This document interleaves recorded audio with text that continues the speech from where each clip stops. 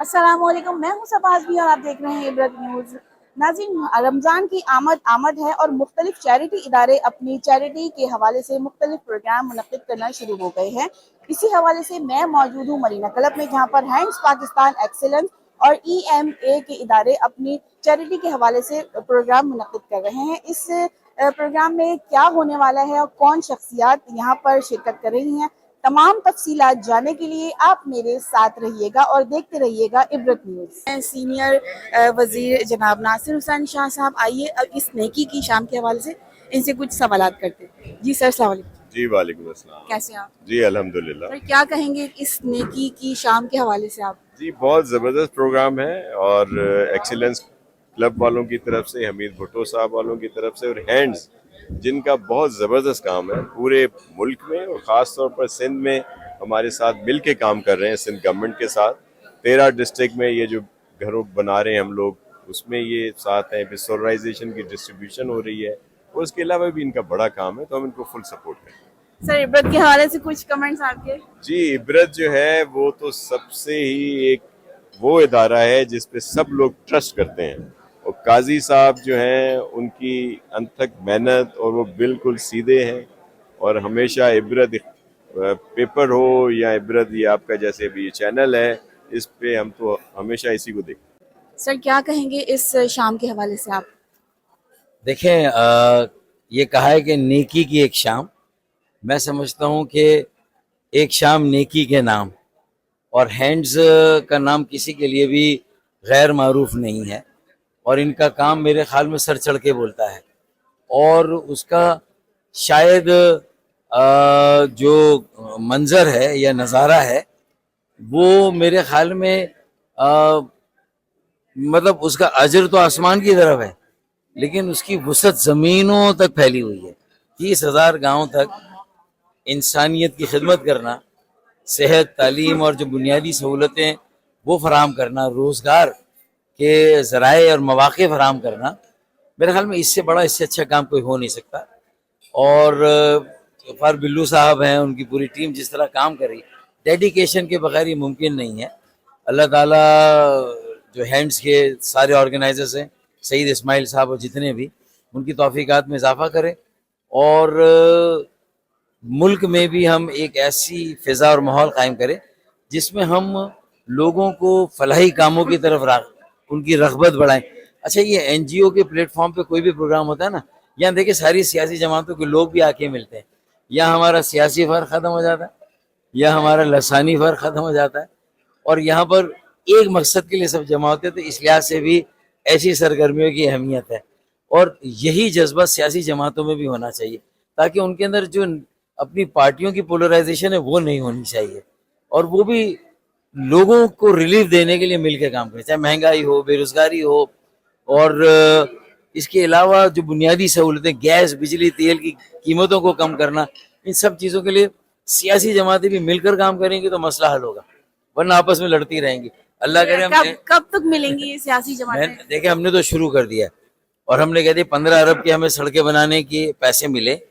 अगर सईद गनी भाई ने मेरे रिस्पांस अच्छा दिया, सईद गनी ने, मुर्तज़ा भाई का अभी जवाब नहीं आया, ये दोनों अगर नीचे सीवरेज सही कर दे ना 15 अरब में, तो हम 15 अरब की सड़कें पुख्ता बनेंगी। अगर हम सिर्फ सड़कें बनाएंगे और नीचे सीवरेज ठीक नहीं होगा, टूट जाएंगी, हमारे पैसे ज़ाया हो जाएंगे। जो मरकज़ से शर्त ये है कि मटेरियल सारा एक नंबर हो। वही तो मैंने क्या कहा, वो मटेरियल भी एक नंबर हो, नीचे ओवरफ्लोज ना हो, गटर ना बह रहे हो।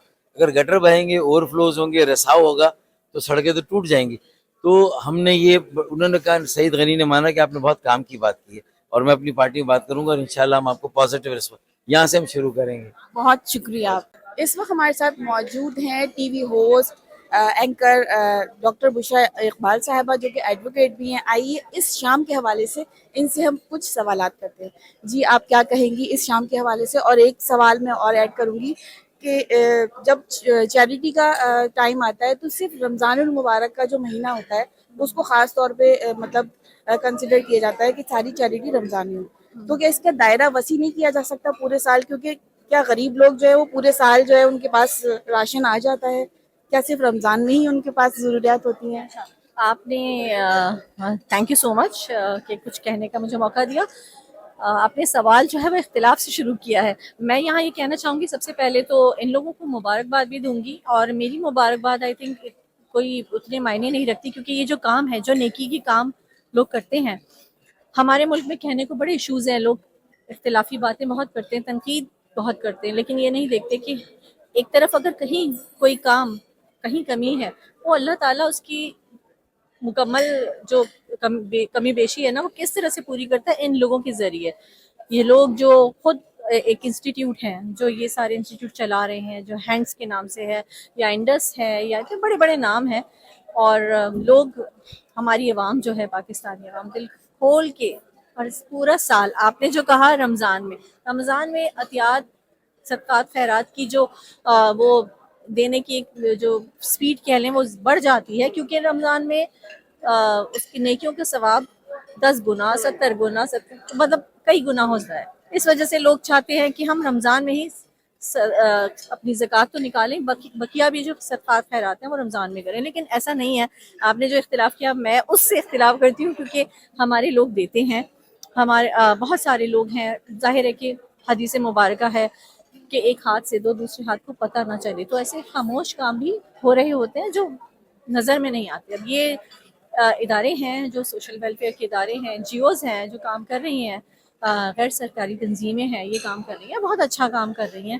تو وہ ایک شعر ہے, بس میں اسی میں کہوں گی کہ ہمیں جو ہم کہتے ہیں نا کہ اختلاف بہت ہے ہمیں لوگوں سے, کچھ اور بڑھ گئے ہیں اندھیرے تو کیا ہوا, مایوس تو نہیں ہے ہم, بالکل مایوس نہیں ہیں. یہ ہماری مایوسی ہے, نا امیدی اور یہ باتیں کرنا, یہ نہیں ہو رہا, وہ نہیں ہو رہا, نہیں ہونا چاہیے ایسا. لیکن لوگ بہت بڑے بڑے کام کر رہے ہیں, جن کے اجر یہاں بھی ہیں اور وہاں پر بھی ہیں.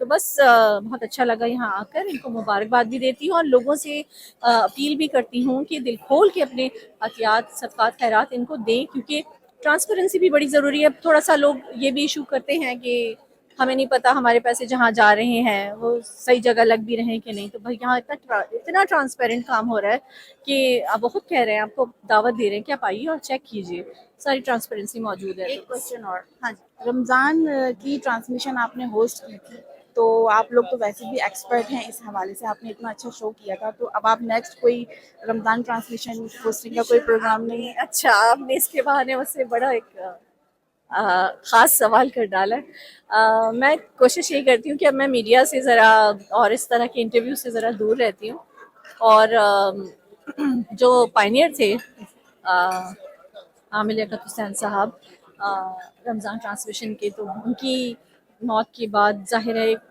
وہ خلا آ گیا ہے جو شاید کوئی پر نہیں کر سکتا.